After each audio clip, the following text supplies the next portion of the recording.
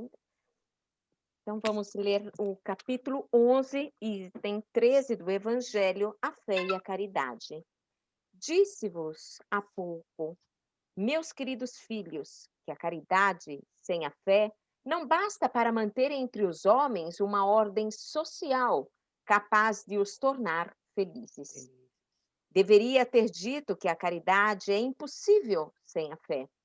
É certo que podeis encontrar impulsos generosos em pessoas sem religião, mas essa caridade austera, que só se pratica com a abnegação, por um constante sacrifício de todo interesse egoístico, somente a fé pode inspirá-la, porque só ela nos faz carregar com coragem e perseverança a cruz desta vida. Sim, meus filhos, é em vão que os homem ávido de prazeres procura iludir-se sobre o seu destino na terra, pretendendo que deva ocupar-se unicamente com a sua felicidade. Certamente, Deus nos criou para sermos felizes na eternidade. Entretanto, a vida terrena deve servir apenas ao nosso aperfeiçoamento moral, que se adquire mais facilmente com o auxílio dos órgãos físico e do mundo material. Sem levar em conta as vicissitudes ordinárias da vida, a diversidade dos gostos, dos pensadores e das necessidades, é esse também um meio de vos aperfeiçoardes, exercitando-vos na caridade. Com efeito, só o poder de concessões e sacrifícios mútuos podeis manter a harmonia entre elementos tão diversos.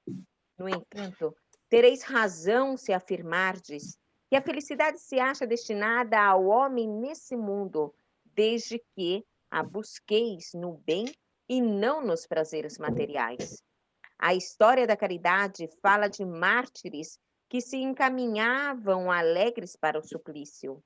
Hoje, na vossa sociedade, para serdes cristãos, não há necessidade do holocausto do martírio, nem do sacrifício da vida, mas única e exclusivamente o sacrifício do vosso egoísmo, do vosso orgulho e da vossa vaidade. Triunfareis se a caridade vos inspirar e a fé vos sustentar. Espírito protetor, Cracóvia, 1861.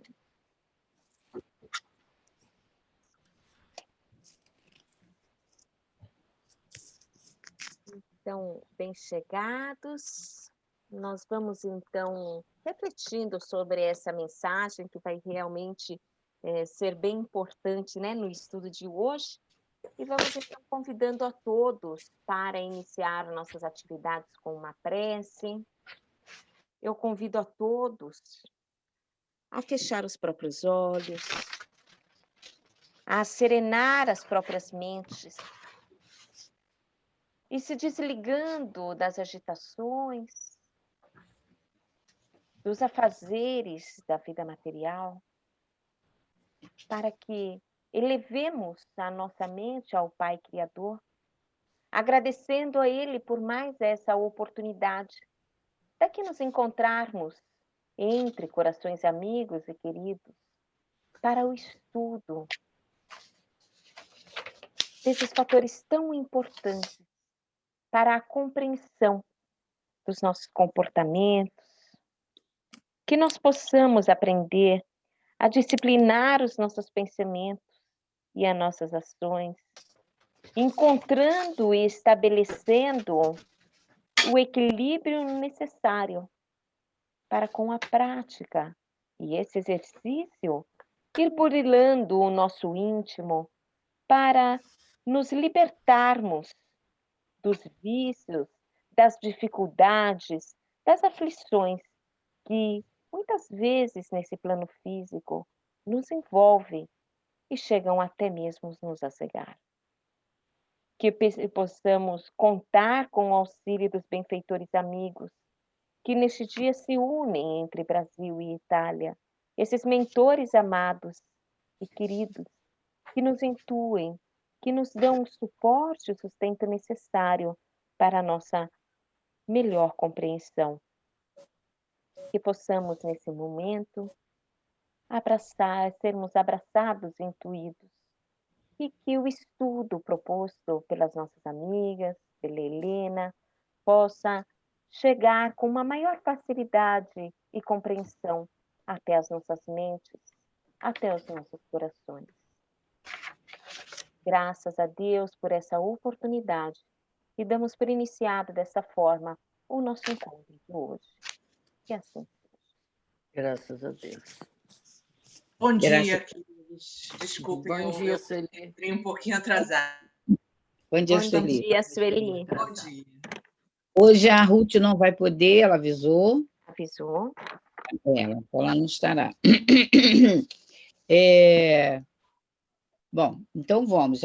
Nós estamos, então, no capítulo 13, Fraternidade e Vigilância. Então, nesse capítulo, a gente vê a Nora já trazendo resultados da atuação dos benfeitores, que é uma atuação silenciosa, é uma atuação profunda, uma atuação protetora e condutora, né? Protege, mas conduz.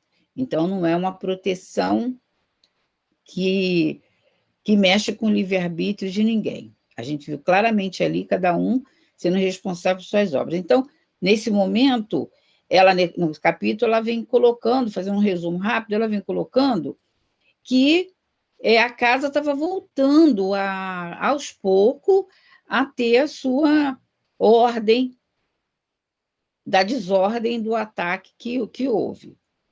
Só que tinha um detalhe, ela vem agora, vai falar sobre a situação do presidente, que é o Castro. Então, ela diz que o Castro permanecia com agitação. Ele no afã de todo o processo da melhora e voltar a casa se organizar, ela vem mostrando como ficou a situação dele. Então, ela diz assim, Castro prosseguia bastante preocupado, natural, né? Por mais que desejasse manter a calma e o bom senso, constantemente, olha as informações que parece ser simples, constantemente era irritado pelos próprios companheiros que se deixavam envolver pelos inimigos da verdade. Muito bem. Aí a Nora traz outra informação, que ainda permaneciam dos 10 espíritos técnicos e conhecedores da obsessão mais sofisticada, que aqui foi uma obsessão meio sofisticada, dos 10 que ainda permaneciam, só 5 estavam na casa. Então, o que será que aconteceu com os outros 5 mais tarde?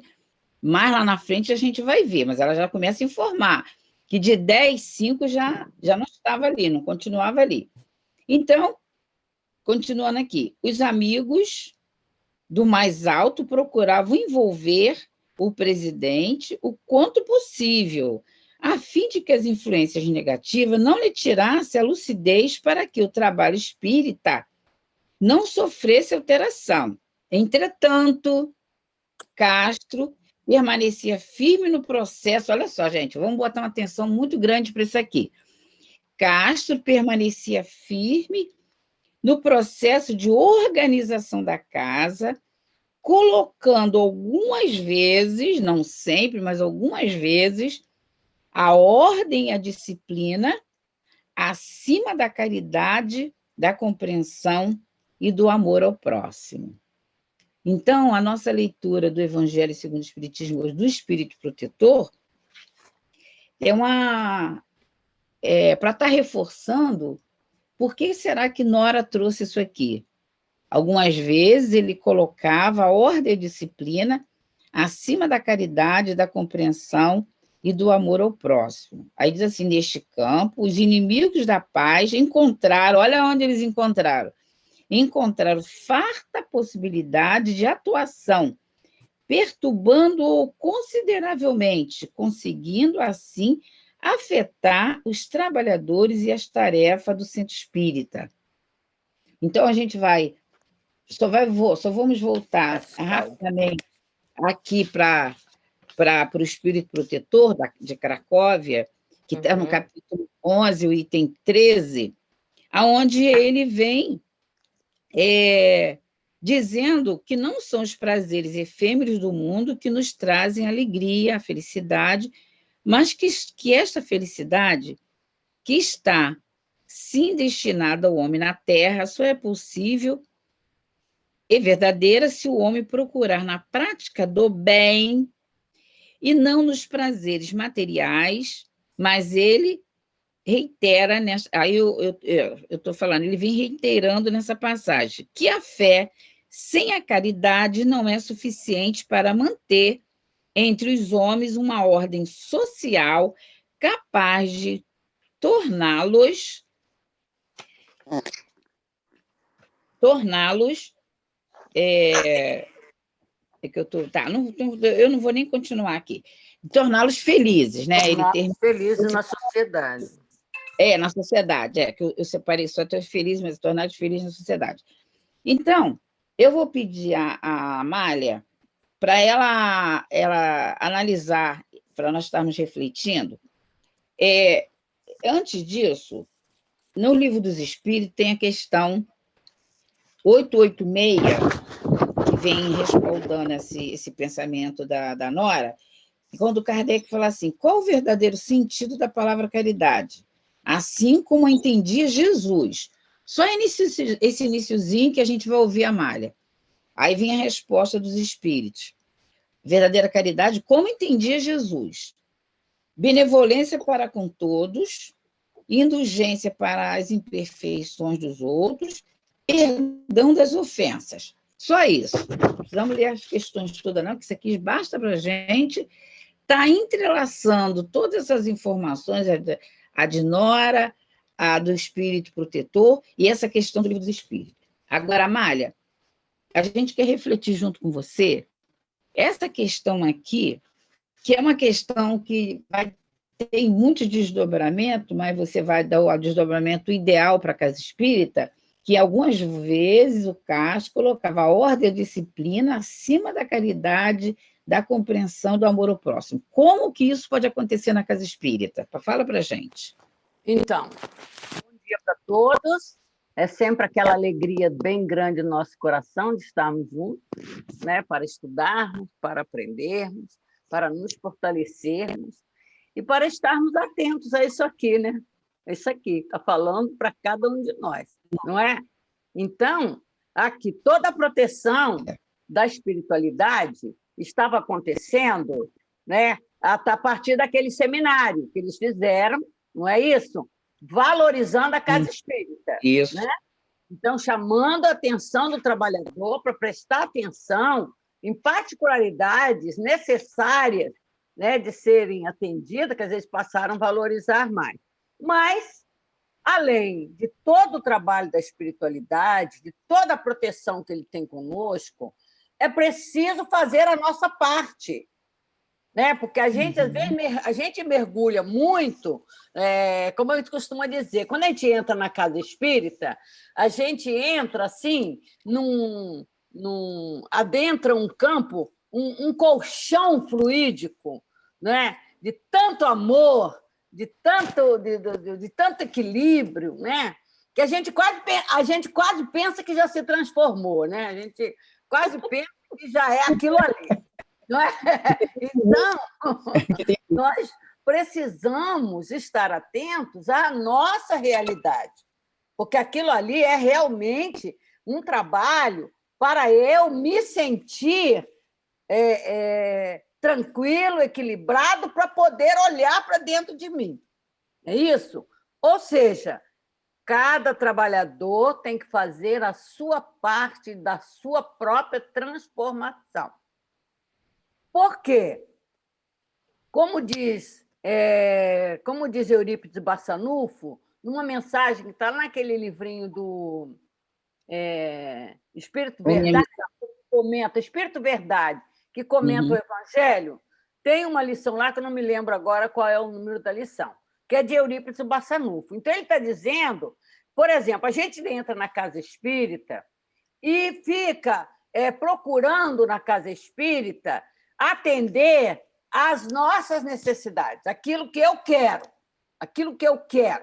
né? Então, ele até coloca, a gente fica até trocando de casa espírita, não atende a mim, não atende, aí eu fico pulando de galho em galho. Ele não fala isso, não, mas eu estou falando. Mas o que é isso? Eu fico, sabe? Essa aqui não serve para mim, aquela ali não serve para mim, aquela ali não serve para mim. Porque eu fico procurando na casa espírita, né? É isso aí, eu vou lá para resolver o meu problema, como eu até comentei semana passada. A gente não atenta que a gente está indo ser um trabalhador do Senhor, se preparar para isso. Mas, para isso, eu preciso absorver o que a casa espírita está me dando como suporte, como amparo, para eu poder olhar para dentro de mim. Então, o que aconteceu aqui com Castro?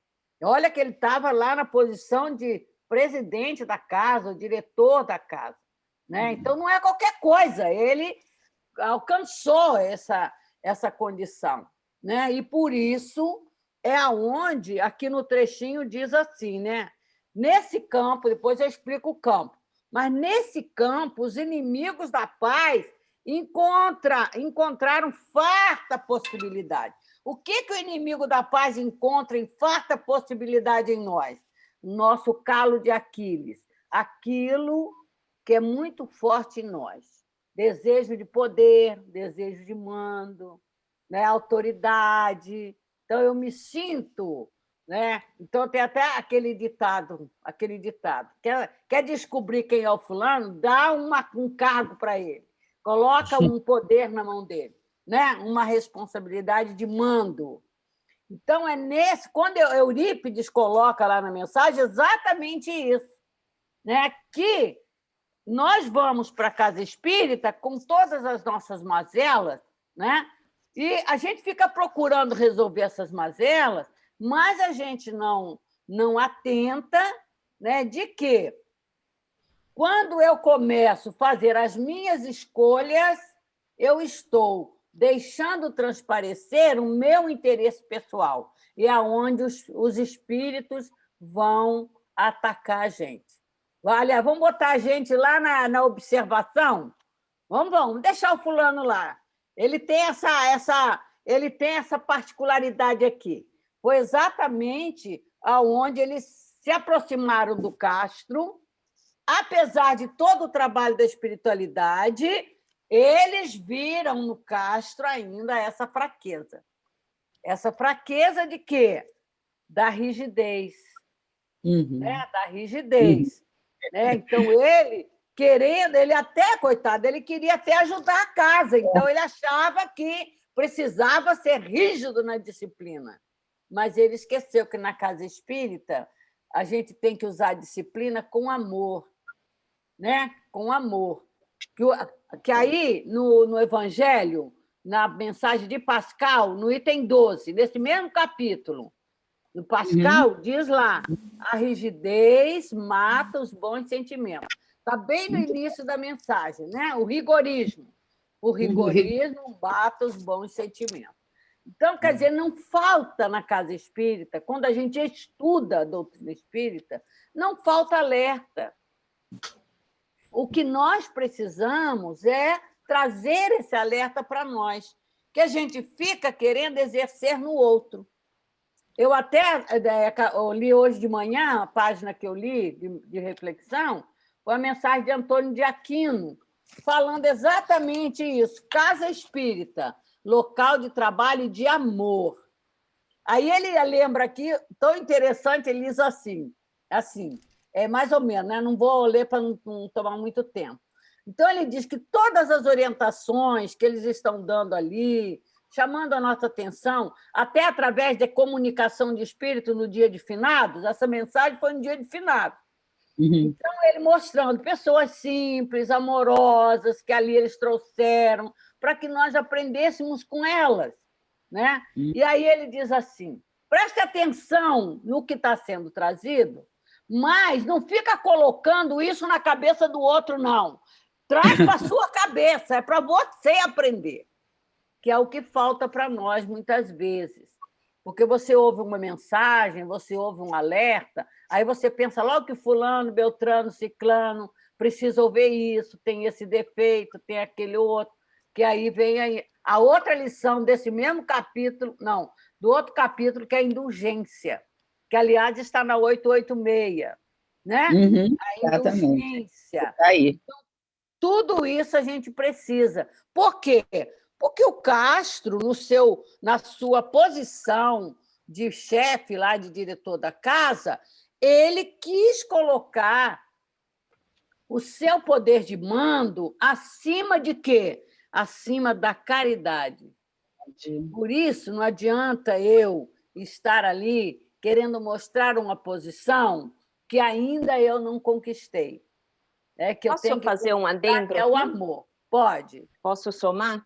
Porque, Pode. na verdade, né, assim, lógico, o problema é justamente isso, né? Mas a gente não pode esquecer também que dentro das próprias recomendações de Kardec, né, na gestão realmente da estrutura da sociedade, existe o quê? Um rigor, uma disciplina, né? Existem uma ordem, porque senão vira casa de ninguém, né? Então é necessário que tenha uma coordenação, é necessário que tenha uma diretoria, né? Mas o equívoco nasce, eu acredito, justamente aí da má interpretação dessa preocupação de Kardec, né? Aonde nós tentamos manter em modo severo a ordem, a disciplina, e nos esquecemos realmente, como a Mari estava falando, do fator principal e primordial, que é aquele do amor, é aquele da caridade, né? Da benevolência com todos, né? Então, eu acho que tudo, na verdade, o problema maior nasce, né? E os problemas dele nasceram quando ele abnegou realmente os quesitos principais da fraternidade, tendo em vista somente aquele da ordem e da disciplina. Embora eles sejam fundamentais dentro de uma estrutura, dentro de uma organização, de um centro espírita, de uma sociedade, do que quer que seja, né? Mas é necessário ter o equilíbrio, né? Só completar aqui, Helena. A gente confunde, Milena, austeridade com severidade. Não é isso? Exatamente. Porque o Evangelho diz que essa caridade, essa que transforma, né, que a fé tem que estar ali junto, ela é uma caridade austera. Por quê? Com um sentimento de amor, que a austeridade não é a severidade. Não é isso? Então, a gente confunde essas duas condições, essas duas posições, né? Então, por quê? A gente tem isso até dentro da casa espírita da gente, se a gente não cuidar, a gente tem que estar sempre alertando o companheiro, olha, presta atenção, não é por aí, porque às vezes toma atitude de rigidez e esquece. Olha, às vezes usa até as frases dos espíritos, né? Manipuladas. Na orientação de Baltazar, na orientação do Dr. Erma. Olha, o espírito está falando isso, mas a sua interpretação está torcida. Então, está sendo severa, está sendo muito rígida, né? Que está ultrapassando o sentimento do amor ao próximo, o sentimento da indulgência. O equilíbrio, né? É necessário o equilíbrio fundamental. Tem que ter o equilíbrio. Ali, né? Aí, em Castro, os espíritos, quando se aproximaram dele, já perceberam isso nele. Então, vamos investir nisso. Você vê, apesar de toda a espiritualidade estar tentando equilibrar a casa, eles sabiam que o Castro, nesse campo, ele ia escorregar. Amália, pegando esse teu gancho, que aí você entrou numa questão que tem uma mensagem muito, muito profunda do Dr. Bezerra de Menezes, no livro Coragem da Fé, onde ele diz assim, ó, o homem, eu estou lendo para ser bem fiel à fala dele, o homem constatará a necessidade de voltar-se para si, porquanto o seu universo íntimo é mais infinito que o universo. Na verdade, o que faltou no Castro está nos representando. A gente fica com tanta agonia que a gente perde a coragem da fé. Isso. Perdeu a coragem da fé, a gente se volta para o universo exterior. E doutor Bezerra de Menezes pedindo para a gente nos preocuparmos com o nosso universo íntimo. Interior. Agora, fazendo esse estudo, está colocado aqui um material muito bom que vai dar continuidade a esse raciocínio aí que a Amália trouxe, mais a Milena. Eu vou pedir a Sueli para ficar atenta nisso aí, tá, Sueli? É no item 2. Eu vou ler e você dá continuidade. Durante várias semanas, o coordenador do centro, ainda o Castro, tá? Fora acometido de um mau humor difícil de suportar. Olha ele já estava avançando. Olha a obsessão, né? Ele deu asa a isso. A falha, a Amália já falou. Então, estava com humor difícil de suportar. Deixara-se contaminar pelo autoritarismo. Isso. Eu queria chegar nisso aí, que aí vai fechar muito bem no que a Milena trouxe, tem que ter ordem e disciplina, beleza. No autoritarismo, exigir a perfeição das tarefas. Olha só que coisa séria. Selecionar para as atividades de benemerência somente os portadores de certos títulos ou recursos materiais. Eu vou pedir a Sueli, porque a Sueli trouxe, na fundamentação disso, ela trouxe um material muito bom aí para a gente, quando vem falando sobre autoridade e autoritarismo. Fala aí para a gente, Sueli, sobre essa questão. Confunde as duas coisas. Exatamente. Então, uma vez, bom dia para todo mundo. Eu achei assim, muito importante essa fala aqui de Nora, porque a gente observa isso nas pessoas que elas, uma vez que elas têm o poder, elas afloram a esse autoritarismo que é diferente dessa autoridade. E as pessoas entendem essa diferença. O autoritarismo, ele engessa o lugar que ele está. Então, o autoritário, em vez dele promover com alegria o trabalho, ele, ao contrário, ele engessa as pessoas. E eu acho que mais importante que isso, até porque Jesus tinha autoridade, é interessante a gente lembrar aquela cena dos vendilhões do tempo, que ele é realmente forte e definitivo na posição dele, não quero, não é assim, e pronto, mas com a força que ele tinha, ele nem por isso ele estava fugindo da verdade, ele não estava selecionando para quem é você que tem título, você que faz, não é aquele dando oportunidade para todos serem transmissores do conhecimento. E aí a gente vê assim também que faltando essa caridade, esse amor, a pessoa que é autoritária por falta de caridade, porque ela não está fazendo com o próximo o que faria com ela mesma, essa falta de caridade vai gerar em torno dela uma psicosfera tão densa que vai gerar o mau humor. Então, o mau humor ele vai contaminar o ambiente. Essa coisa é uma coisa interessante e importante. O diretor, a autoridade que tem essa postura de autoritarismo, normalmente ele cria uma psicosfera densa em volta dele porque não tem amor. Exatamente por isso, porque não tem benevolência, porque não tem perdão, não tem aquele bip, né, que os espíritos nos cobram, benevolência, indulgência e perdão, não é? E aí, faltando isso, ele vai criar aquela psicosfera densa e a Nora já coloca ali que ele estava de mau humor. Ele mesmo percebe que não traz a felicidade, né? Ele não traz a felicidade para o ambiente. A psicosfera fica densa e aí a gente percebe que, nesse momento, os obsessores percebem essa fragilidade do sujeito, e aí a obsessão é muito facilitada, né? Então, no Evangelho segundo o Espiritismo, no capítulo 10, tem um pedaço que ele fala assim: não existe autoridade legítima aos olhos de Deus, senão aquela que se apoia sobre o exemplo e que a ela dá do bem e que igualmente ressalta as palavras de Jesus. Então, acho que aí resume mesmo: autoridade e autoritarismo são duas situações absolutamente antagônicas, né? Elas se antagonizam realmente.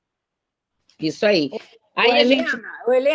só para não perder o foco, no livro Laços de Afeto, de Hermance Dufour, ela Certo. faz um estudo muito interessante sobre autoridade e autoritarismo. Então, ela diz que nós nos perdemos nos títulos, nas nossas imperfeições. Então, em vez de utilizarmos a autoridade que Deus nos deu para o comando da vida nossa ou de outrem, que ela diz até dentro do lar, em vez de ser pais da autoridade dos pais, a gente desenvolveu o autoritarismo sobre os filhos. Então, isso se perdeu nos títulos. A gente se perde nos títulos, porque mexe com o nosso orgulho, né?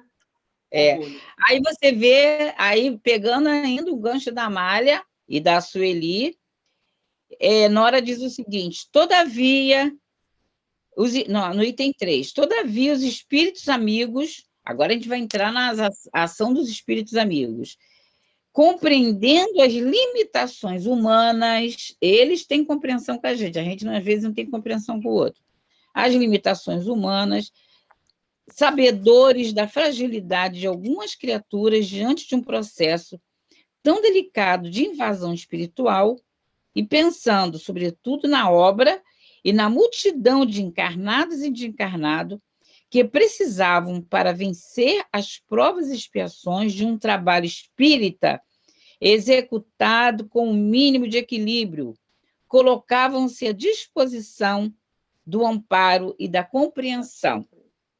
Isso. Aí a gente fica com um leque de modo de pensar e de analisar isso aí. Mas tem a questão 799, que eu vou pedir a Sueli, não precisa ler, Sueli, mas só coloca para a gente como que no Livro dos Espíritos já tem uma questão que Kardec se preocupou com isso. Fala para a gente sobre essa questão, 799. 779. Me enrolei. 779, ele pergunta se o homem aura em si é a força progressiva ou o progresso é apenas o produto do ensinamento. Aí a resposta dos espíritos vai servir para várias situações da nossa vida. O homem se desenvolve por si mesmo, naturalmente. Nem todos, porém, progridem ao mesmo tempo e da mesma maneira. Aí é que é o ponto. Então, que os mais adiantados auxiliam o progresso dos outros. Isso daí vai servir para a gente, como encarnado, um ajudando o outro. Aí ele está sugerindo isso aí. Quem está mais à frente tem a obrigação, sim, de ajudar a quem está menos adiantado. E ali, no centro espírita, os superiores começaram a interferir para quem está precisando de mais, né? Isso daí, inclusive na própria natureza, essa coisa, né? O mais forte sobrevive, enfim, isso aí tem Darwin. Essa questão é dentro da gente mesmo, né? Ô, Sueli, pregando um gancho que a Amália vai gostar muito, e a Milena e todos nós que estamos aqui, é uma questão... tem um artigo de Kardec na Revista Espírita, abril de 68, mas eu vou depois confirmar se é de 68. Quando Kardec vem falando, o título é o seguinte: os espíritos na casa espírita, assim que Kardec fala. Era uma polêmica na época de Kardec, não foi em 68, não, foi em 63, desculpa. Era uma polêmica que tinha na época de Kardec, onde já estavam querendo tirar os benfeitores da casa espírita, tá? como se os espíritos, os trabalhadores de casa espírita, não precisassem de benfeitor. Eu não posso falar por outros centros. Eu sei do da Milena, que também é assim, a da Lu também, e outras pessoas fora do Casa de Leon Denis também, mas não posso falar por todos. Mas eu vou falar pelo Leon Denis, e a Amália também vai falar pelo Leon Denis. Na Casa de Leon Denis, a equipe espiritual, elas têm funções, como está lá no Livro dos Espíritos. Qual é a função, qual é a ocupação dos espíritos? Ajudar o progresso do homem, da civilização daquele planeta. Beleza. Então, a Casa Espírita, elas têm patrono do Leon Denis, Leon Denis. Ela tem uma equipe de trabalhadores. Por exemplo, doutor Erma. Antes do doutor Erma, Baltazar era o responsável por atender as pessoas que iam chegando. Depois, aumentou muito o número de gente, se agregou doutor Erma. Baltazar ficou com uma função, a Aparecida está atenta para isso, até balançando a cabeça, né, Aparecida? Baltazar ficou com a função do doutrinário, e doutor Erma, que é um espírito que tem especialidades, os espíritos são especialistas em determinado assunto, em atender a multidão, porque não é qualquer pessoa que sabe atender público, tem que ter muita calma, muita disciplina, muita indulgência, e ele ficou atendendo o público. Aí tem Agostinho, tem Luiz, tem muitos espíritos, uma equipe de espíritos. Como que a gente lida, como é que a gente quer o nosso relacionamento com esses espíritos? É de indiferença? É uma pergunta que a gente faz para todos os frequentadores de casa espírita. É de indiferença? É de não confiança que eles estão atuando? É de menosprezo? É de menosprezo? É uma relação diária de como que nós fazemos para conviver com o pensamento desses espíritos. Tem comunicação deles, comunicação que não é secreta, porque nossa doutrina não é doutrina secreta, ela é ao público, em reunião pública, para qualquer pessoa que queira pegar a orientação para a sua casa, não é só para o Leon Denis, que queira pegar essa orientação, ela é ao público, ao ponto de, na nossa reunião pública, passa pela internet. E a comunicação dos espíritos também. Pela internet. Pela internet. Então, é para todos. E, mesmo assim, elas se transformam em livros, são esses livros que a gente cita, que são muitos livros, livros que tem ali, nós vamos usar, eu e a Amália, quando fizermos o trabalho com a Milena, a gente vai estar usando os livros que são Comunicações dos Espíritos, especificamente para a direção de casa espírita, para frequentadores de casa espírita. Então, eu passo para a Amália também para ela ajudar, porque a gente sempre esquece alguma coisa, óbvio, para a Amália ajudar a entender essa questão que está sendo colocada aqui. Os benfeitores sabem trabalhar com isso. Como que nós estamos nos relacionando nas casas espíritas com esses benfeitores? Você, Amália, e Milena. As duas refletem sobre isso. Então, por exemplo, eu vou trazer o que Leon Denis, em 1988, afirmou para nós, como a Helena colocou, isso não foi mensagem privativa, só para grupinho de diretores ou trabalhadores, mas para todo um público, para todo mundo saber, né? Não tem que esconder. Então, Leon Denis, ele traz uma orientação, principalmente ele para assim aquele grupo de instrutores e monitores, que é enorme na nossa casa, muito grande, né? Ele vem falar da responsabilidade que nós temos na casa espírita. Então, ele mostra a pirâmide, né? Tem uma pirâmide de trabalhadores, condutores dessa casa, né? Então, ele diz que está na cúpula, né? Leon Denis, Paulo de Tarso e Teresa d'Ávila.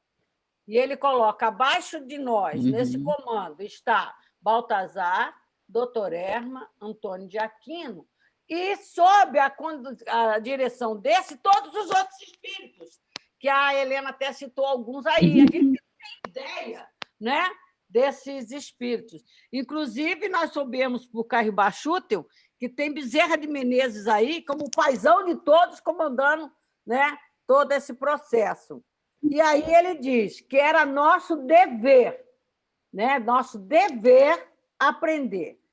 Com Baltazar, todo o campo de estudo. Doutor Erma, do trabalho. E o Antônio de Aquino, da bondade. E que é nosso dever de trabalhador, de frequentador dessa casa, aprender e desenvolver em nós essas características. Né? Com Baltazar, o estudo, a gente saber o valor do estudo. Com o doutor Erma, o trabalho. Né? Se encostou em doutor Erma, é trabalho. Né? Tem que trabalhar. E Antônio de Aquino, essa bondade enorme que esse espírito traz no seu coração, e ele tem todo Antônio de Aquino também tem todo um trabalho de orientação de casas espíritas também, porque todos eles, como a gente até fala no nosso estudo do GEDEL, não existe entre os espíritos querela, nem essa coisa de mando, né? De se sentir melhor do que o outro. Eles se entendem, eles se respeitam naquilo que cada um tem a responsabilidade de fazer. Então, é toda uma organização, né? E que nós, encarnados, às vezes, querendo colocar aí o dedo do nosso orgulho, do nosso egoísmo, da nossa vaidade, em vez de aprender com eles, a gente até atrapalha o trabalho deles, né? Então, é isso que... E tudo isso eles fazem objetivando o nosso equilíbrio. Nosso equilíbrio. Agora, infelizmente, o mundo espírita, desculpa eu falar isso, ainda não compreendeu, né, que quem comanda uma casa espírita são os espíritos. Isso. Então, se você quer assumir o papel de ser dono da casa espírita, você está expulsando os espíritos. Como aqui mesmo no Rio de Janeiro, se não me engano, lá em Niterói, uma casa espírita, o diretor da casa espírita disse assim: não, aqui não tem essa história de escutar espírito, não. Quem manda aqui sou eu. Quem manda aqui sou eu. Aqui não tem esse negócio de estar trazendo mensagem de espírito, nem estar escutando espírito, não. Você vê, não tem como essa casa alcançar equilíbrio ou servir de exemplo, né? Porque já está mostrando que é uma casa de encarnado. Né? Não é uma casa dos espíritos, é uma casa de encarnado. Então, é isso que a gente tem. E como eu já citei também, a outra casa que o diretor até mexeu lá no estatuto para mostrar que quem manda é ele, né? E ainda disse assim: o Leon Denis tem essa mania de conversar com espíritos, e isso não é conosco. Então, você vê, como é que a casa vai conseguir ter equilíbrio e caminhar com segurança? Né? Eu gostaria de contribuir. Na minha casa espírita não tem comunicação, mas você conhece. Por exemplo, a federação, ela tem um trabalho de comunicação e de orientação. Basta você procurar com seriedade, entendeu? Temos o Leon Denis, que faz esse trabalho há 60 anos, que tem orientado tantas casas, né, dentro do país, fora do país. Por que a gente não busca? Por que a gente não procura aprender com o outro? É isso. Fala, Milena. Eu gostaria de, lógico, trazendo sempre a nossa vivência na Europa, né? Em tudo eu concordo plenamente. É só a vivência que nós temos aqui, eu trago, tá? Como nós falamos antes, é necessário equilíbrio em tudo, né? Porque é verdade, tem aqueles espíritos, aquelas casas espíritas aonde a predominância é do encarnado. Ou existe também, e na Europa existe muitas, aonde o encarnado acredita que são os espíritos que devem guiar tudo e para tudo. E nós, assim, pensando, incorremos em processos obsessivos coletivos e assim por diante. Portanto, é importante nós estarmos vigiantes, com discernimento, né? Coerente com o estudo, coerente com Kardec. Não é também que o espírito vem, fala o que ele quer, do jeito que ele quer, sem uma análise, sem um entendimento, né? Então, é bem nessa linha, né, Amália? Era só para trazer... Porque aqui tem casa espírita, onde agora é até a vovozinha com lenço na cabeça para atender-os, tá? Então, é por essa razão que eu trago vivência. Tá certo. Olha só, Milena, existe uma mensagem, só um instante, Amália, existe uma mensagem de Dr. Erma, que ele diz assim, na lição 18 do livro... depois eu vejo aqui.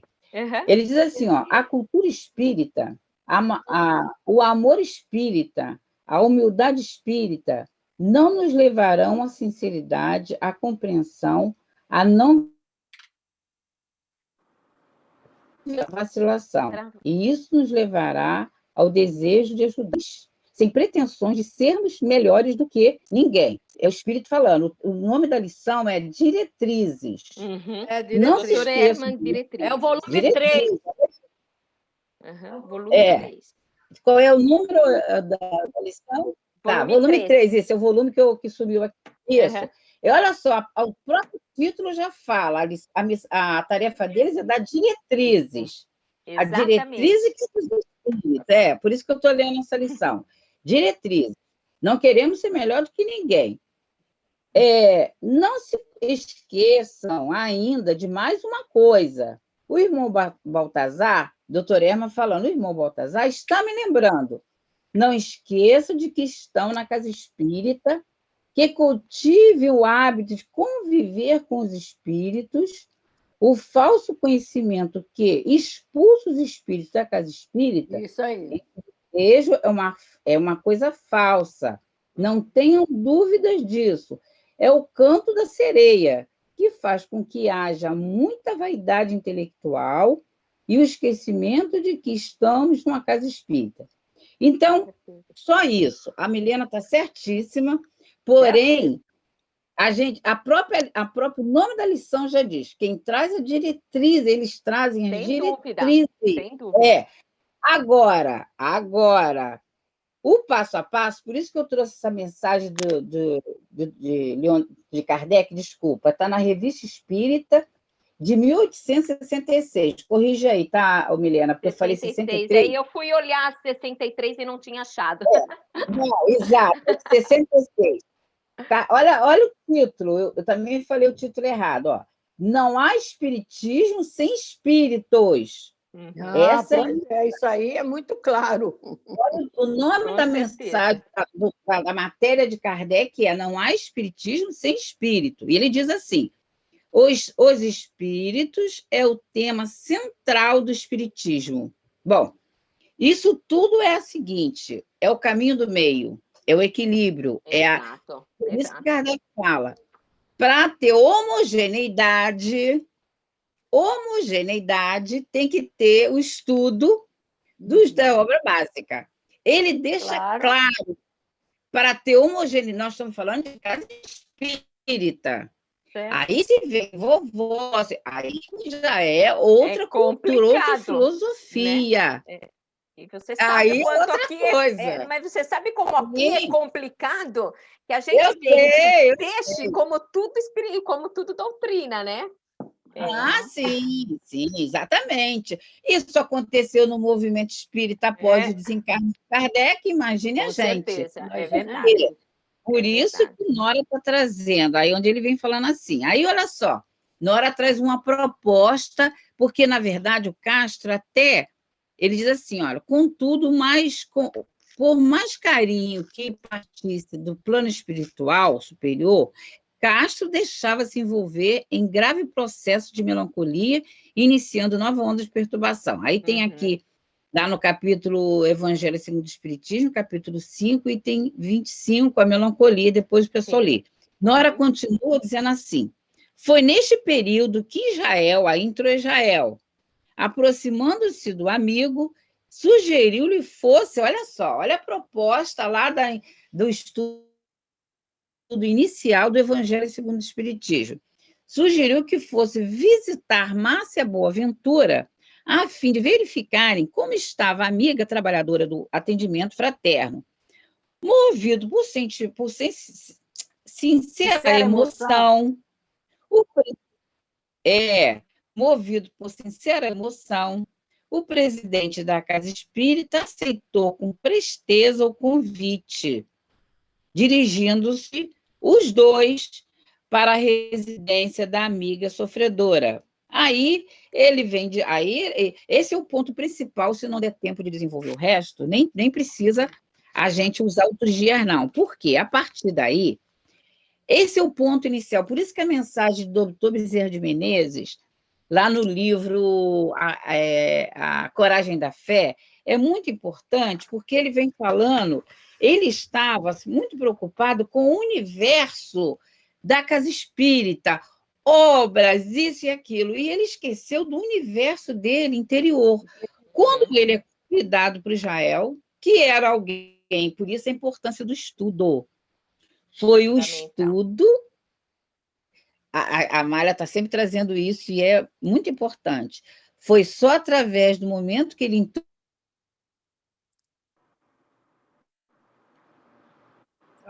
introduziu seminários, estudos, e imantar a ambiência psíquica, e aí ele, que é o que estuda a doutrina, ele faz esse convite ao ponto do Castro ser movido por sincera emoção da caridade. Por isso que está lá a questão 886. O que é caridade segundo Jesus?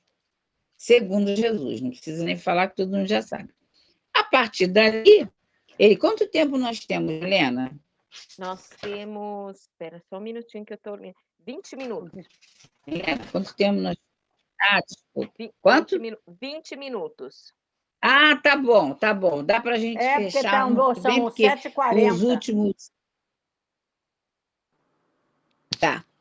Então, aí a partir dali começou a acontecer, porque lá na Gênesis, capítulo 14, item 17, Kardec traz um estudo muito profundo sobre fluidos, onde ele vem trazendo a característica do fluido, que ele diz que tem aspecto físico e aspecto moral. Ele usa esse termo. Os fluidos, eles são neutros, porém, eles apresentam aspecto físico e aspecto moral.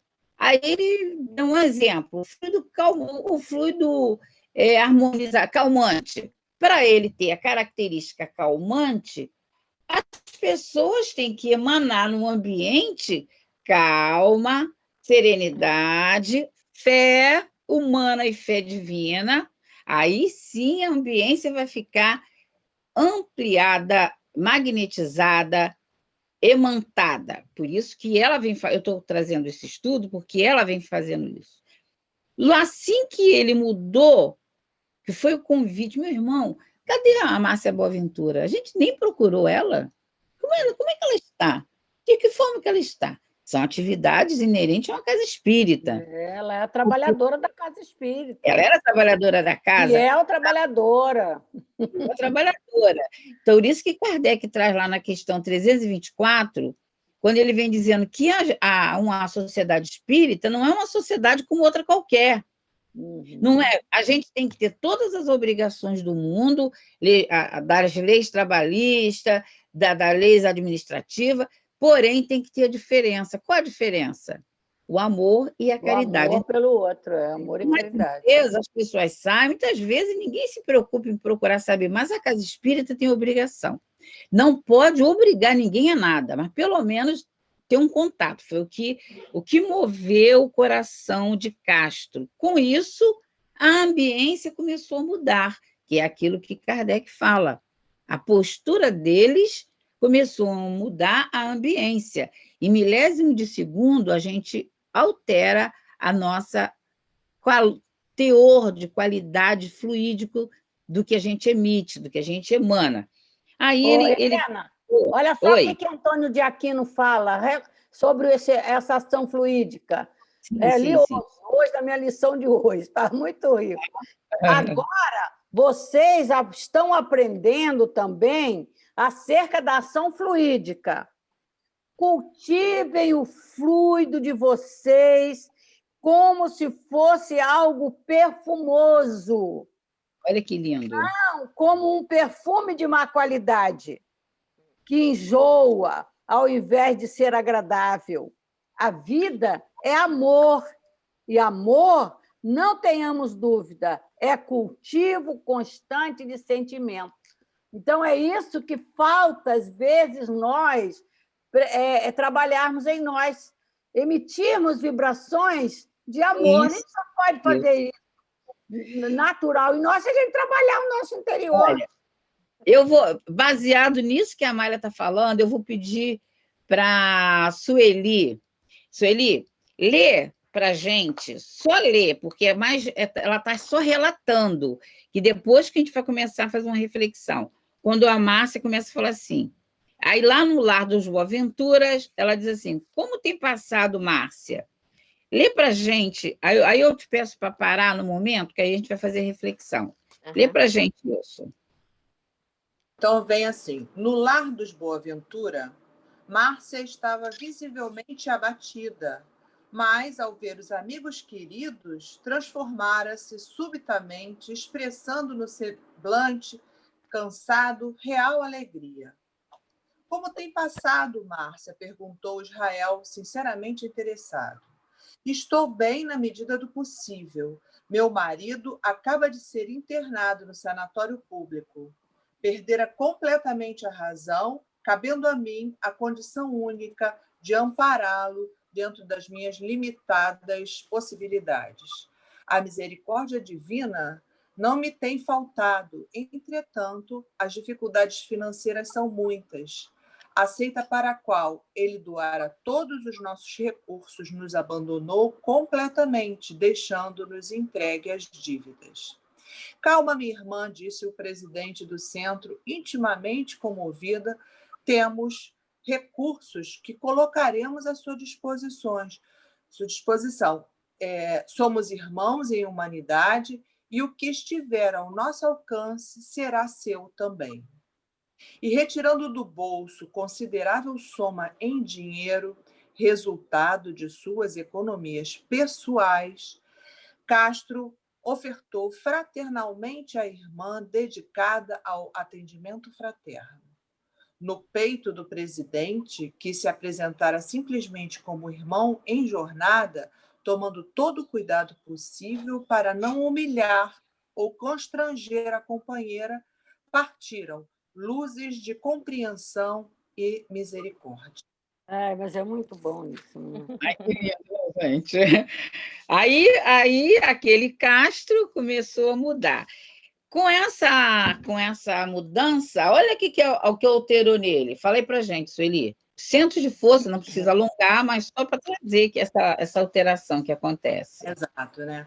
É a emoção do amor ao próximo, da caridade verdadeira e bem sentida, de verdade. A caridade, né, na sua plenitude real e verdadeira, ela promove uma emoção realmente para quem recebe, porque ela também ficou emocionada e mudou o semblante. Então, para quem recebe e percebe que a Nora está colocando a caridade como é a sua, sem humilhar, sem mostrar que eu estou dando, eu sou bom, eu sou generoso, e ela não se sentindo humilhada porque eu sou infeliz, porque só eu estou precisando, melhor doar do que precisar, com certeza.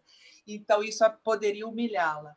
Então, a partir desse momento que ele mobilizou esse fluido de amor, de caridade, de compreensão, e que faltava, que até então ele não tinha, então ele estava na rigidez, ele estava na dor, na melancolia, porque ele mudou a psicosfera interna dele e, consequentemente, irradiou para o ambiente.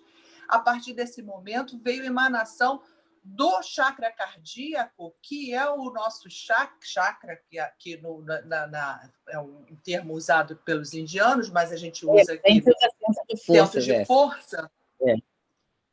São pontos de energia que na área do coração que é a área das emoções.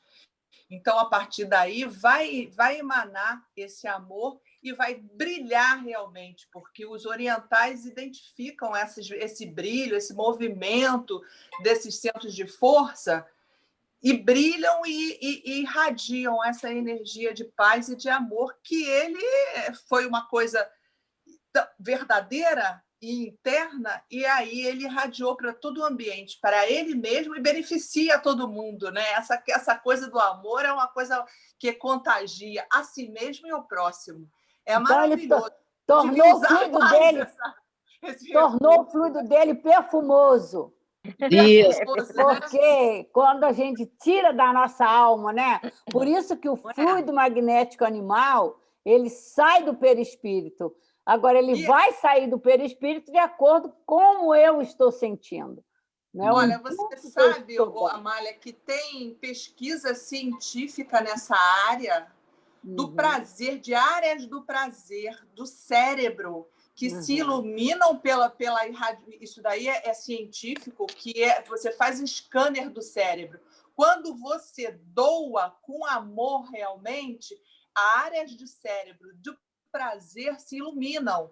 Então, não é simplesmente uma coisa falada teórica, não, é uma coisa científica e comprovada. A gente doar, a gente ser generoso, e esse movimento de amor, ele tem estimulação neurológicas que fazem bem, produz o bem, produz alegria interna. Essa coisa aí e logicamente o prazer, você diminui a quantidade de cortisol e aumenta a quantidade de ocitocina, que é um hormônio dado prazer.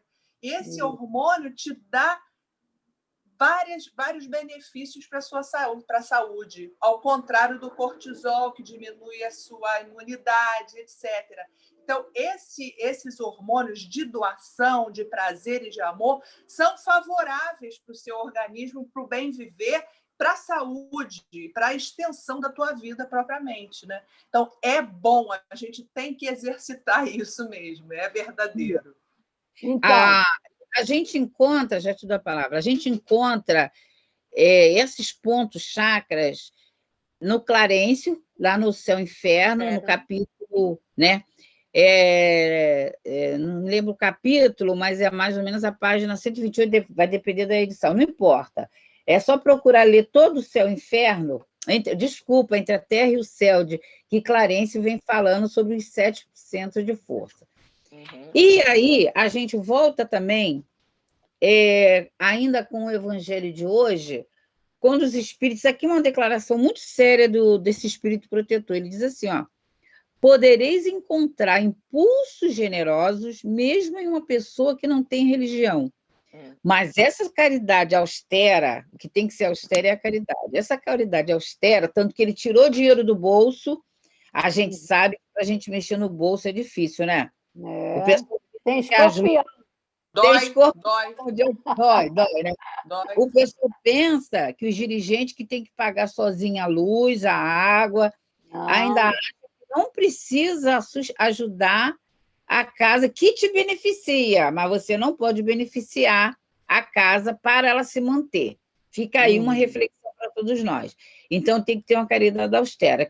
Aí ele diz assim, que só se exerce pela abnegação, pelo sacrifício constante de todo interesse egoísta, somente a fé poderá inspirá-la, porque é ela que nos faz carregar a cruz desta vida com coragem e com perseverança. Aí a gente viu que só no momento que ele movimentou essa caridade austera, do fundo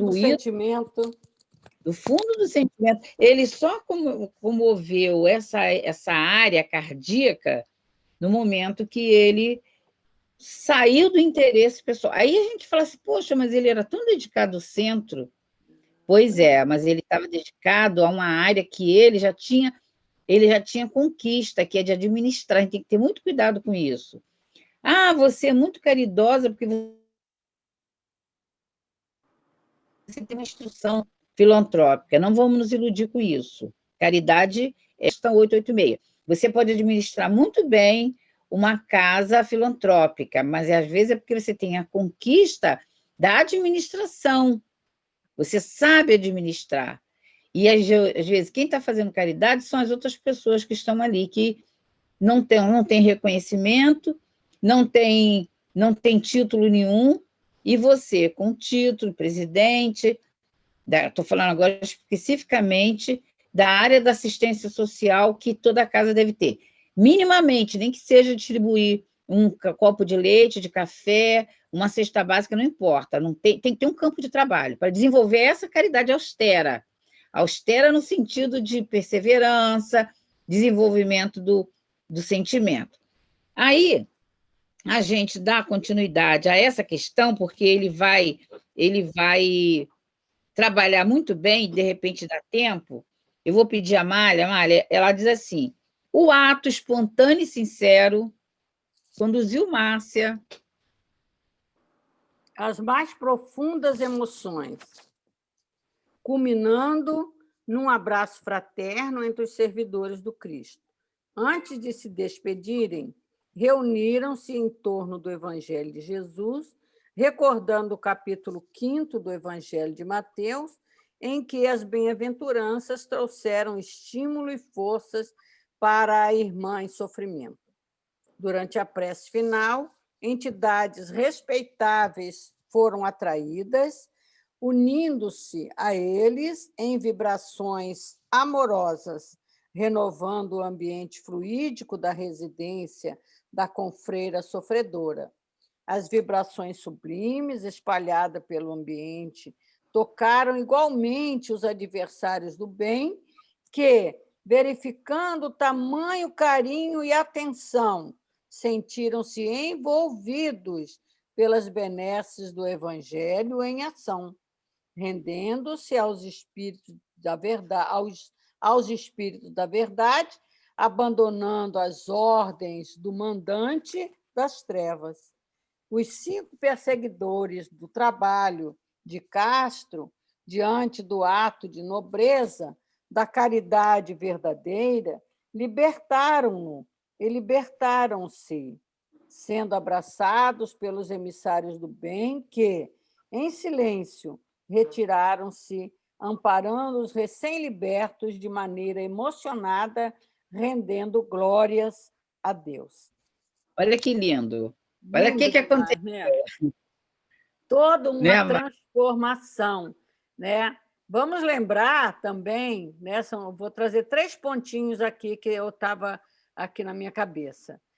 Primeiro, vamos lembrar que, da mesma forma que da invigilância do Castro, teve a invigilância da Márcia Boaventura, que, com toda a dedicação que ela dava ao trabalho, no 1% ela caiu, porque no 1% estava o interesse pessoal dela, né? Assim como o Castro também, né? Ele podia também estar no 1%, mas era o seu processo de não saber usar a autoridade com amor e caridade, né? Então, aí é o que estava faltando para eles. Então, é como dizer assim, não são maus, são companheiros, até com um sincero desejo de aprender, mas que, como diz Dr. Herman, no livro Focos de Luz, no trabalho da renovação, é a lição renovação, é o que a gente está estudando agora no GEDEL. Então, ele diz assim, né? Você pode fazer tudo isso na casa espírita. Não vou ler aqui para não tomar tempo.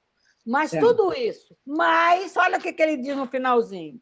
Mas tudo isso que você pode fazer. Ele cita aqui, na fala, você pode, com estudo, construir até ideias filosóficas grandiosas. Você pode usar suas mãos para a cura. Você pode atender na beneficência. Você pode tudo isso. Você pode fazer. Mas tudo isso será posto abaixo se não concluirmos o edifício interior da nossa transformação. Então, por quê? No processo da nossa transformação é que nós vamos transformar o fluido que vai sair de nós. Então, eu lembrei, quando a Sueli estava falando do fluido, né, magnético que sai, né, essa coisa física é maravilhosa, que eu não vou ficar coisa aqui, no item 74 do Livro dos Médiuns, lá na 5ª questão, esse item, Kardec está perguntando aos espíritos onde que na Terra podemos encontrar o fluido magnético na sua maior simplicidade, né? E ele diz assim, que o fluido é uma transformação para o mundo material, Porém, diz lá na resposta, onde podeis encontrá-lo na sua maior simplicidade é naquilo que chamais fluido magnético animal. Onde é que está isso? De onde sai esse fluido magnético animal? Não é o que o médium emite para poder fazer os seus trabalhos? Não é? Lá no passe, a gente tira do nosso perispírito esse fluido. Então, quanto mais a gente se transforma, maior força a gente dá a ele, maior simplicidade, maior pureza. Quanto mais eu amo, mais força eu dou a esse fluido saindo de mim. Por isso que é amor e caridade. Porque o amor em ação é morto em si mesmo, né? Não tem que ser, a fé sem ação é morta em si mesmo. Então, fé, ela realmente ela é demonstrada na atitude da prática da caridade material e moral. O Walter gostaria, só um minutinho, o Walter gostaria de contribuir. E depois...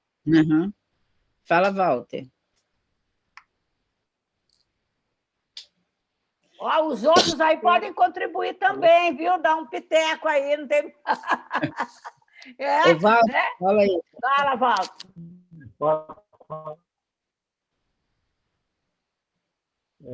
Bom dia a todos.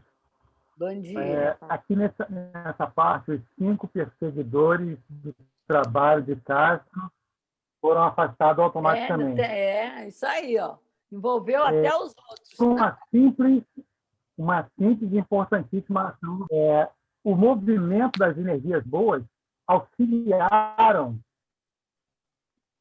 na libertação, naquele processo de libertação dessas entidades. Fora do Brasil, não conhece essa pessoa que eu vou citar muito, não. Aqui no Brasil, todo mundo conhece, menos a Ana Amália, um tal de Paulo Cordeiro.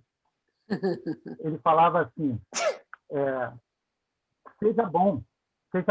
Quando você não puder ser bom, faça o bem. Você tem 2 sentidos, um sentido includente e um sentido excludente. Você pode fazer o bem. É o sentido includente. Mas tem o sentido excludente.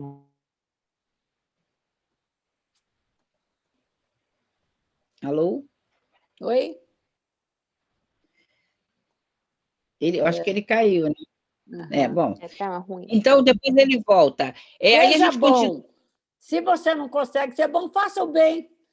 Porque aí fazendo o bem, você vai ser bom um dia. Vamos ver o bem que fizeram aqui na Casa Espírita. Eles dizem assim, Milena, leia para a gente, se você, na continuidade, ele diz assim, na Casa Espírita, os tarefeiros, localizou aí, bem mais lá na frente. Bem mais lá na frente. No item 6, lá no 3º ou 4º parágrafo do item 6. Na Casa Espírita... Espera um minutinho. Eu só tenho até a fluidoterapia e eu não tenho 6. Então tá bom. Então, eu leio aqui. Na Casa Espírita achei. Não está escrito. Na Casa Espírita, os tarefeiros colocaram-se à disposição para o trabalho amigo e fraterno, vigiando mais. E agora, conscientes do processo de infiltração, por dedução lógica, em todas as reuniões mediúnicas em que participavam, oravam pela intuição, conclamando os outros grupos, já esclarecidos pelo seminário promovido por Israel, a colocar em prática as orientações cristãs, valorizando o centro espírita como oficina da caridade, tolerando-se a fim de superar mais esse processo. Além disso, tiveram a inspiração de realizarem uma reunião de intercâmbio espiritual direcionado para a casa espírita. Viu? Essa aqui é fantástica, porém. Nossa, Diante desses procedimentos, o ambiente pouco a pouco se modificara. Os adversários espirituais já não tinham tanto acesso aos tarefeiros encarnados, visto vibrarem em outra sintonia. No plano espiritual, porém, as entidades amigas mobilizavam-se para a retaguarda contra a instituição. Foi neste clima que os responsáveis espirituais, pelo centro, realizavam breve e instrutiva reunião, alertando aos companheiros desencarnados desta maneira. Meus amigos, o momento está chegando. Júlio César e sua equipe provavelmente estarão planejando o ataque final. Não é preciso ser clarividente para deduzir que, depois dessa relativa tranquilidade, após termos socorrido milhares de criaturas sofredores e libertado tantos outros do jugo do perverso dominador, queira ele, agora, irritado ao extremo, destruir esta obra definitivamente. Contudo, carinho, respeito, amor e autoridade moral, aliados ao esclarecimento espiritual, serão nossas armas, pois que são nossos irmãos, padecentes de grave enfermidade. Muitos dos nossos confrades mergulhados na carne encontraram em si forças para a autodefesa. De certa forma, nosso núcleo de trabalho está fora de perigo. Agora é a nossa parte diante da sintonia.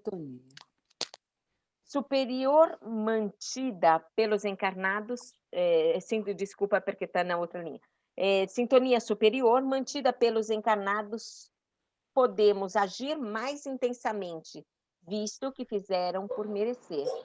Se não houvesse essa transformação moral, a retomada do ideal espírita, não poderíamos ir além do que já realizamos, pois não podemos interferir no livre-arbítrio deles.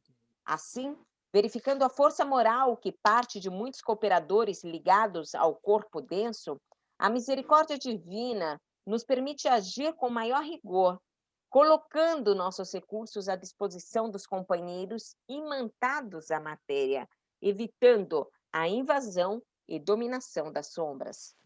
Para nós, será a sagrada oportunidade de libertarmos aqueles que se encontram algemados à ideia de perversidade. Almejamos abraçar os servos de Júlio César, conduzi-los à libertação e cooperar no processo de retorno ao corpo denso. Assim, redobremos nossa vigilância.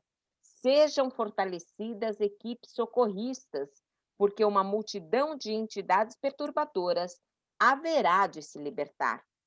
Nada é maior que a felicidade de ver as criaturas humanas dos dois planos reerguerem-se e caminharem para o próprio progresso. Nossa tarefa é de cooperação, sem críticas. Castro e Israel, nossos pilares, permanecem firmes. O presidente da casa saiu do transe de mau humor que o envolvia, recompondo-se espiritualmente. Procuram, pelos próprios exemplos, controlar os excessos de alguns cooperadores que ainda permanecem sob forte atuação negativa. Para nós, quando encontrarmos companheiros desejosos de servir despretensiosamente, são como que alavancas de progresso, cooperando na transformação do planeta. Confiança, concluiu o mentor. O Senhor é por nós, hoje e sempre. Terminada a breve reunião, os espíritos bondosos colocaram-se em franco trânsito de trabalho, irradiando, quando possível, pelas faculdades medianímicas bem educadas. Viu? Olha que interessante. Fantástico. Então, a gente vai fazer... Vamos pegar um gancho aqui, vamos depois fazer um estudo sobre mediunidade e faculdade medianímicas, para a gente ver se a gente sabe o que é e qual é a diferença, né, Amália? Muito bom. O que é? Tá, a gente vai trazer. Em outros Força capítulos, nós vamos... medianímica, como a gente tem que aprender sobre força medianímica, Isso. né? E conhecer Eu as vou nossas... Eu vou trazer uma pessoa para fazer um estudo sobre isso, que vocês vão... Todos nós sabemos, mas temos dúvida, a gente vai esclarecer. E em outros capítulos, a gente vai estar trazendo agora, a gente vai estar entrando na personalidade de Júlio César. A gente vai estar trazendo, eu já fiz convite, essa psicóloga aceitou, que é a Ana Paula Cordeiro. Ela vai estar falando para a gente sobre a personalidade do Júlio César, porque tem um motivo para esse espírito estar tão ferrenho que ele destruiu essa casa. Tem um motivo. Então, ela vai falar, eu vou ver qual a semana que vai precisar encaixar, quando nós começarmos a falar sobre ele, a gente vai ver que tem alguma coisa ali que não está batendo. Então, quem vai falar para a gente a personalidade dele é essa psicóloga, Ana Paula Cordeiro. A Maria não conhece, não, mas vai conhecer no dia. Eu ia dizer, acho que eu conheço essa. Porque é muito importante. Porque da mesma forma que nós, trabalhadores da casa espírita, muitas vezes a gente traz transtorno para casa por questões psicológicas, às vezes não é nem obsessivo, não. É nós. Então, vamos fazer um estudo sobre a questão das forças anímicas, o que é isso, o que é mediunidade, o que é animismo, para a gente estar sabendo, porque muitas vezes muitas das coisas é anímico e é ruim ser anímico, é bom ser anímico. Vamos ver. E logo depois... Oi, fala aqui. Tem uma fala do doutor Erma, que eu me lembro agora onde que está, não. Não sei nem se foi assim uma conversa. Ele disse assim, que muitas vezes aquilo que a gente chama de obsessão, né? Nada mais é do que a perturbação do próprio encarnado que atrai entidades para perto dele, mas que não é obsessão. É ele que atrai, né, essas entidades pela maneira dele ser, na maneira dele pensar. Nossa, precisa aprender a se conhecer. Por isso a gente trazer o que é mito, o que é verdade, o que é mediunidade, o que é animismo. Aí tem muito material bom. Eu vou convidar uma pessoa que vai juntar esse material de uma forma que nós vamos ter vai ser bem inteligível para a gente. A gente sabe, só vai reforçar. Quem não sabe, aprende, quem sabe, vai reforçar. Então, a gente vai terminando. A Milena fez a leitura e foi bem autoexplicativo, né, Milena? A leitura que a Milena fez. A gente termina e eu passo a palavra para a Milena, tá? Para ela dar continuidade. A gente só vai encerrar, né? Só vamos encerrar. Ai.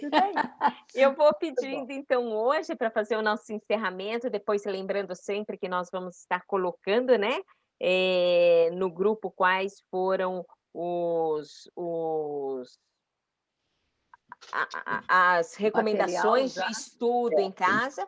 Gostaria, mais uma vez, de retomar aqui, eu vou virar no grupo hoje, né, o convite do CELD para o encontro que vai ser, vai ser muito no dia bom. 14, 15 e 16 de fevereiro. As inscrições estão abertas, né? Vai ser muito bom. Vão lá e escolham os seus combos, que vai ser fantástico. O horário foi ótimo também para a gente, né? E vou colocar a recomendação de estudo, ok? Então, eu gostaria de pedir hoje para a Vera Spencer fazer a nossa prece de encerramento. Poderia ser, Vera? O microfone está fechado.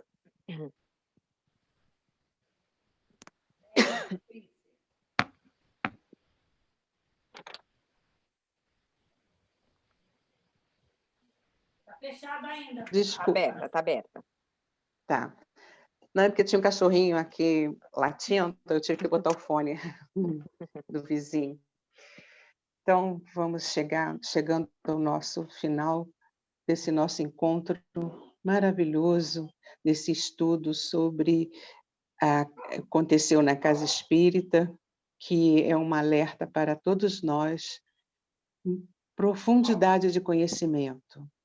Queremos te agradecer, Senhor, a esses amigos e benfeitores espirituais, a essas companheiras que aqui estão trazendo para nós esses seus conhecimentos, essa oportunidade de esclarecimento do convívio na Casa Espírita. Muito obrigado, Senhor. Abençoe a cada lar aqui representado, a cada casa espírita aqui representada, tanto de um país da Itália quanto o nosso, que envolvidos nessa paz, nessa harmonia, possamos estar presente aqui semana que vem, neste mesmo horário, para comungar com esses companheiros, esses ensinamentos para o nosso progresso espiritual. E assim, Senhor, te pedimos que tu possas nos abençoar, nos dando uma boa semana, e em teu nome, Senhor, em nome desses amigos benfeitores espirituais, possamos passar a palavra a Helena para ela dar por encerrada essa nossa reunião desta manhã. Que assim seja, graças a Deus.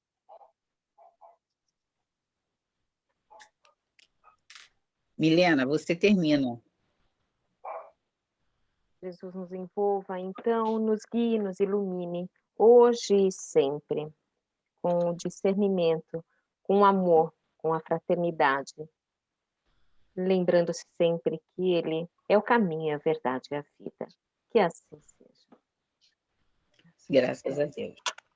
Obrigada a todos. Milena, Minhas eu queridas, vou agora um bom no dia para vocês, que eu vou abrir o portão para minha secretária, tá? Beijo grande para todos. Beijos, bom dia a Tchau. todos.